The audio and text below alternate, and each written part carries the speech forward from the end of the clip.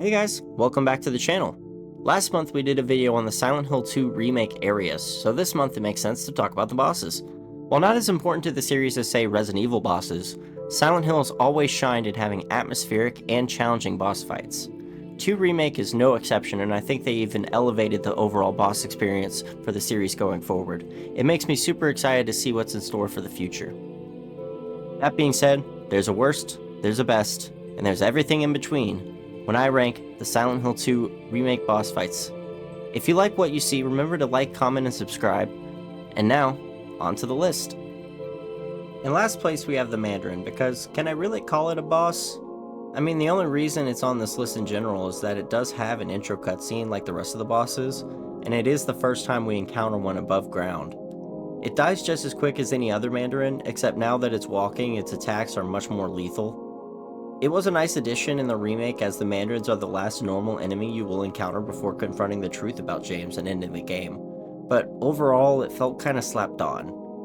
It also doesn't help that you can just skip this fight by breaking down the wall, or if you're like me, you can leave all your stuff on the elevator when you go to fight him, and the wall will already be broken for you. It's hard to overall call this anything more than a scripted enemy encounter. However, for the criteria I set before, it does in fact count as a boss, and in my book, a bad one. And that is why it makes the bottom of today's list. For the next spot on our list, we have the big man himself, the head honcho, Mr. Pyramid Head. Now, we actually have 3 encounters with Pyramid Head in this game, but I'm only going to be ranking 2 of them, as one of them is a scripted chase sequence, which is, a side note, I'm pretty sure you can't die on it anymore. This encounter is the first of 3, and it is essentially a cage match with the man himself. You have to last in the arena for a certain amount of time to quote-unquote beat him, and you can hit him or shoot him like I do here, which actually takes that time down significantly. His first phase, he has 2 main slashes, a horizontal and a vertical, and he also has a simple push attack. However, after the second phase, he gains the ability to pick up James by the neck and throw him across the room. Overall, while scary, this encounter is my least favorite of the Pyramid Heads. There's just better out there. And that's not to say I don't like the boss fight at all. I remember this fight in the original, and I'm sure I'll talk about what makes the concept super cool in a later video. My next spot on the list goes to the Flesh Lips. Now, this is one of the fights that got a total makeover from the original. In the original game, you had 3 Flesh Lips, 2 that would spawn in immediately, and a third that spawns in after the first 2 die. However, just hanging from the ceiling and grabbing James's throat was their only attack. In the remake, they decided to change this by, instead of there being 3, there's now only 1. But this Flesh Lips is super aggressive and will fall from the ceiling halfway through the fight and rush out at you. He still goes down relatively easy and isn't too hard, but just remember to dodge, okay? The penultimate boss fight of the game, the big showdown with the Pyramid Heads, represents James coming to terms with his guilt. As he starts the fight, he even says, "I don't need you anymore. I'm ready." Hearing that line still gives me goosebumps. The fight itself is also amazing. We have essentially the fight from the apartments, but improved. We have 2 of the spear-wielding Pyramid Heads, and while they share a health bar, they act independently of each other. This can make for a very intimidating fight, especially on higher difficulties. But just like the first time, if you dodge an attack and then whack them, you'll be okay. The ceiling and walls crumbling signifies a new phase, and each phase they become faster and more aggressive. But there's plenty of health and ammo littered around, so while it feels intimidating, you should be fine as long as you can last out the clock. Now, for these top 3, they were really hard to pick between, because all 3 of these fights are quite possibly my favorite fights in all of survival horror, in both versions of Silent Hill 2 as well. The number 3 slot, though, goes to Eddie, and the only reason I'm putting him at number 3 is because he's the only boss that is completely 100% human, and thus his fight is a little, anticlimactic. However, that doesn't mean Eddie isn't the scariest thing in this game, because he sure is. He's gone absolutely insane by this point, and he is absolutely ready to kill us. His phases are all about the same. With each phase, the meat locker you're in gets more fog, and then the meat moves around in the 3rd phase. Eddie is one of the few bosses that is really hard to dodge, so your best strat is to wait for him to come to you, shoot, rinse, and repeat. Once Eddie is down, you are done with the labyrinth area, and you get to move on to the sweet endgame. The number 2 spot on this list goes to the final boss of the game. Now, this will technically either be Mary or Maria depending on the ending you get, but the fight is still the same regardless. This was another fight that got a much needed polish from the original. In the original, Mary was essentially the Flesh Lips fight, but with moths. I'm not joking. I'll talk about it more when we talk about the original in a later video, but it's literally the same fight. In this, however, we start out with the standard fight from the original. Same few attacks, same everything pretty much. My first playthrough, it tricked me into thinking it was a recreation of the original fight, but then after some damage in her second phase, she shatters the floor and sends you into a damp waterway where, like the Flesh Lips, she will pop down from the ceiling and ambush you. After a few shots, she will then level the entire hotel, and you will be left with what is essentially a beefed up version of the second phase of Abstract Daddy. And I really like it.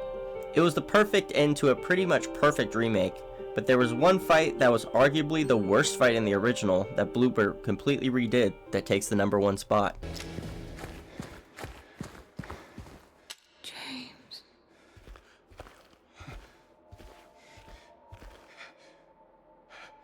James. James.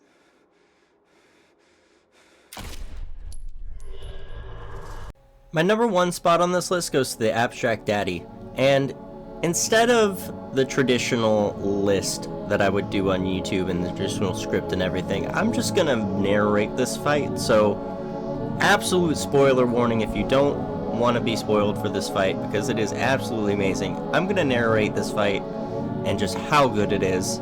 So, like I said, spoiler warning, click off the video if you don't want to be spoiled, but I just have to show you this fight in its entirety, just show you what exactly they did.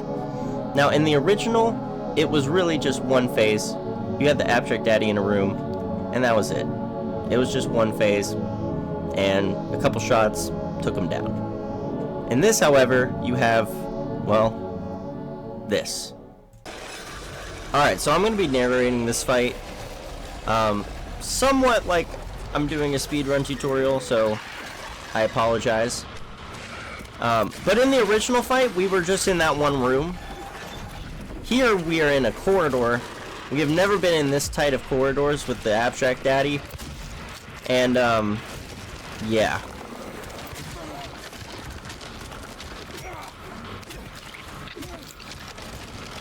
His weak points are his head and under his body there. And he is also way more aggressive. This is on easy mode, by the way, guys.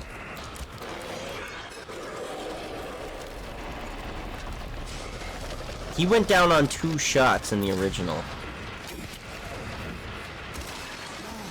And this is just phase 1.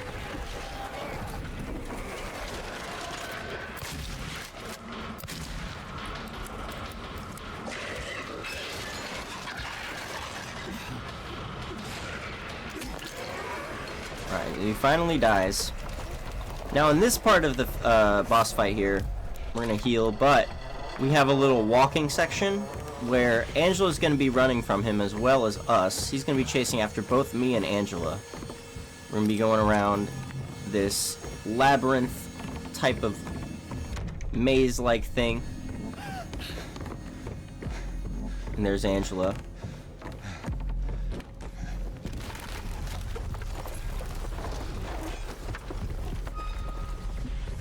And we're going to be shooting 3 TVs. In the original, she smashed his head with the TV, so the TV is relevant in the sense that it is the murder weapon that Angela used when she killed her dad. Spoiler alert. Like I said, if you guys didn't want spoilers, I told you to click off. This fight is just so amazing, I have to just show the whole thing. We shoot one, the apartment changes. It's become more crumbled. There's the Abstract Daddy. And yes, he can still attack you. Although if you try to damage him here, it's not going to do anything.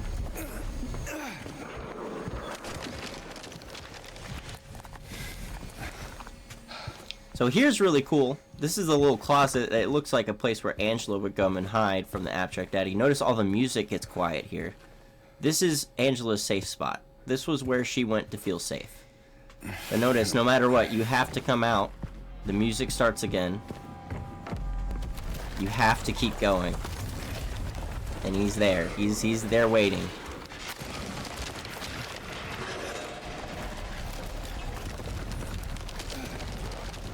The apartment's gonna change again here in a minute. And notice how it's getting more and more fleshy. The walls are starting to breathe. Don't mind my bad pistol shooting.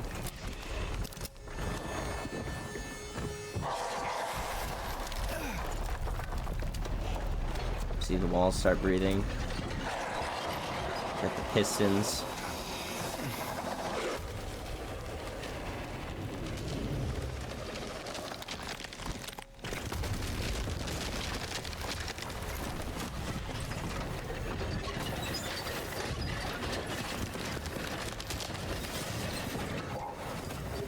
And then here's the last TV. And then after this, we go into the final phase of Flesh Lips, which is actually like a really cool recreation of the original fight with the room. So here's where that is, and there's the signature pistons up there.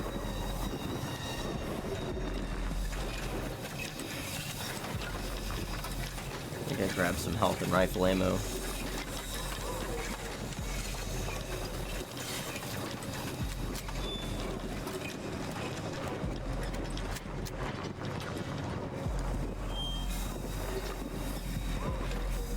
And here's the room, like in the original. He breaks out, and he has the same attacks as he did in the first phase, but it's just the absolute craziness of the whole experience.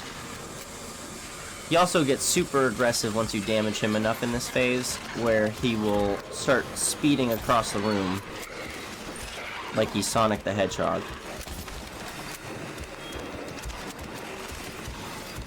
I don't know if I filmed it here, though. We'll have to see. I think I stay close to him the whole time.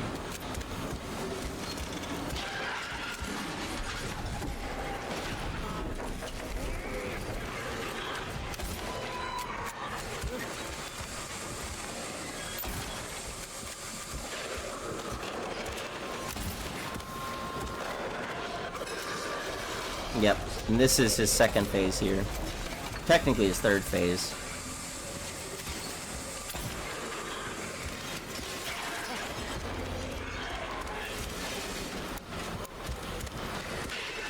Now I'm not taking shots here because I don't want to miss.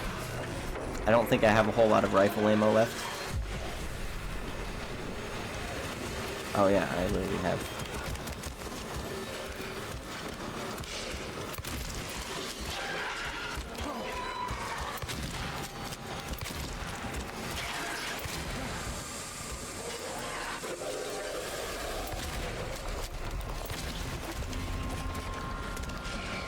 He gets even more aggressive, and then he's dead.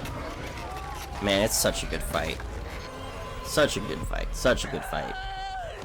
That's the video. Remember to like, comment, and subscribe if you want to see videos similar to this. And I do speedrun Silent Hill 2 Remake and Silent Hill 2 Original over my Twitch. I'm live Monday, Wednesdays, Fridays, and Sundays. And yeah, I'll see you guys on the next one. Later.